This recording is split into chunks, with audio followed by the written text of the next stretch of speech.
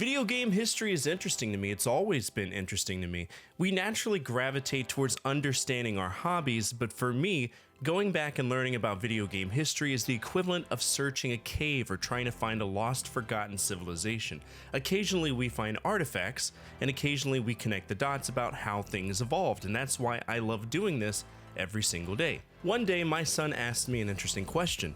He said, "How did I learn about video games growing up?" And that made me remember a time when the internet really wasn't that efficient, where companies needed to exchange information in ways that were practical. When it comes to niche history, there's only one person that I can reach out to, so I did.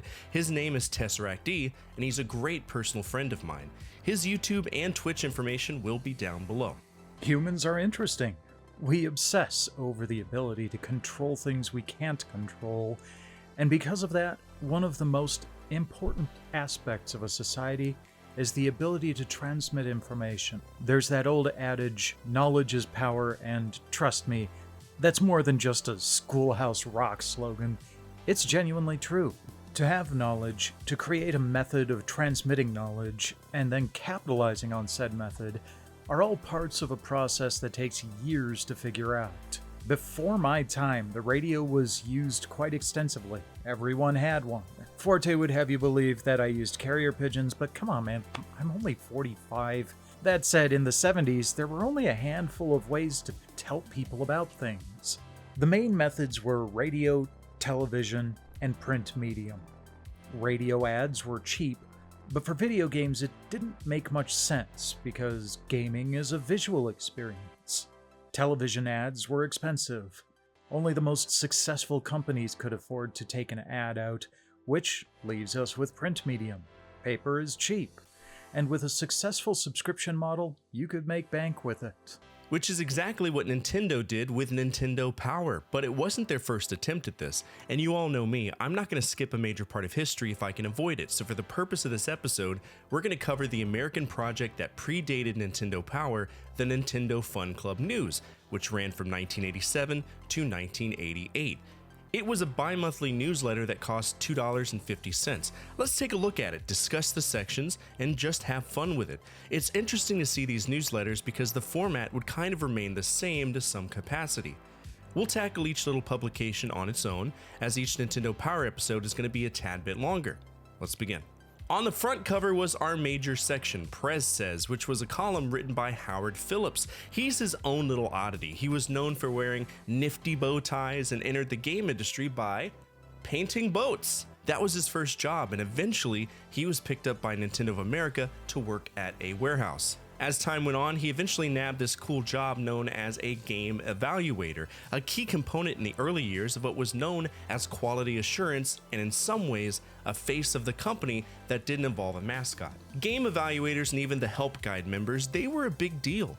He would play games from Japan, see their relevance, annotate their quality, and aid the localization process. With this being the first issue of the publication, it's mostly him talking about the product and trying to upsell it. But what interests me is the area next to it. It's 1987, and 2 years prior, Nintendo released Super Mario Bros., a massively successful game. But there are some things that are kind of off. The picture says that Mario is poised to pounce on a deadly Koopa, but that's a Goomba. The first paragraph mentions that the Koopa are famous for their black magic, and that the Koopa turned all the mushroom people into stones, bricks, and dried up plants. Does that mean that the bricks we hit and the vines we climb are people? There are a lot of buzzwords going on here, but that's what it took to nab the attention of kids in the 80s.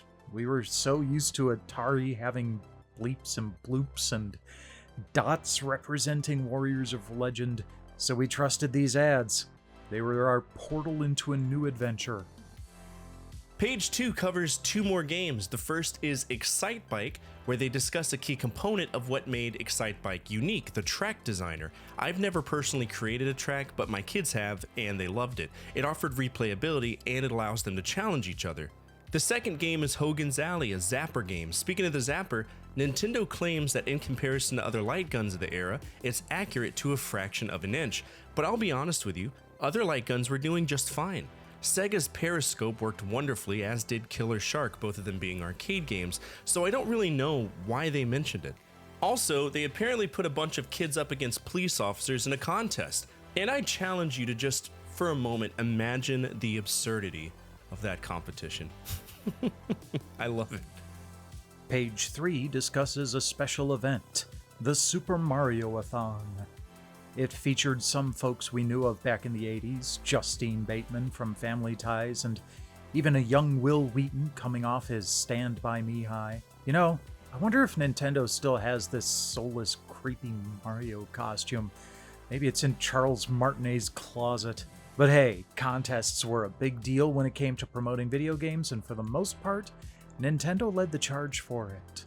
This predates the Campus Challenge or the Nintendo World Championship, and in a post-arcade era where high scores led to bragging rights, this let kids and adults cut back and enjoy gaming for what it was, a pastime. Also, we have some secret intel. Did you know that there are 2 games coming out? Pro Wrestling and Slalom. Oh, and don't forget to keep an eye out for these super secret games too, Volleyball, Punch-Out, and The Legend of Zelda. I wonder if any of those games will stick. Time will tell. As we segue into pages 4 and 5, we see the meat and bones of what succeeded with Nintendo Power.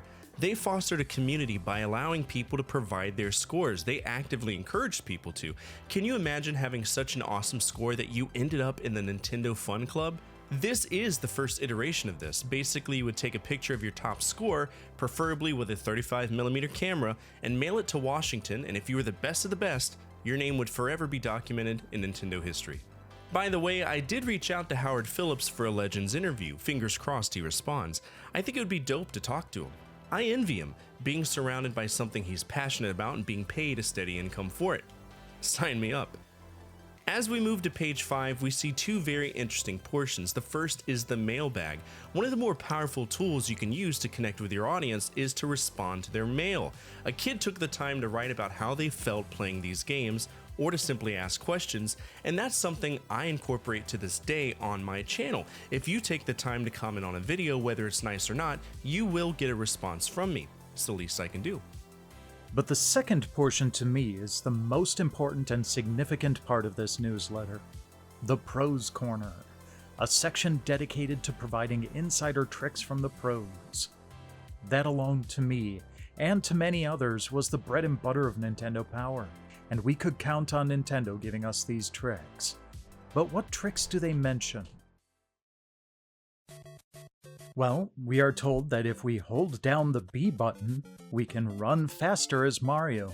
But I think we all knew that, considering it was in the goddamn manual. The second beginner tip talks about something people tend to look past, the points allocated for specific things. If you've played Mario, you know that if you jump higher on the flagpole, you get more points. But did you ever notice that sometimes fireworks fire off at the end of the stage? Dude, I picked that up when I was a kid. Come on. I didn't need Nintendo Power for that. Fuck them. For years, I didn't understand why that happened, and I thought it was more aesthetic, but according to the trick, and this is true, while the print issue doesn't really cover the exact timer needed for the fireworks, it's easy to figure out.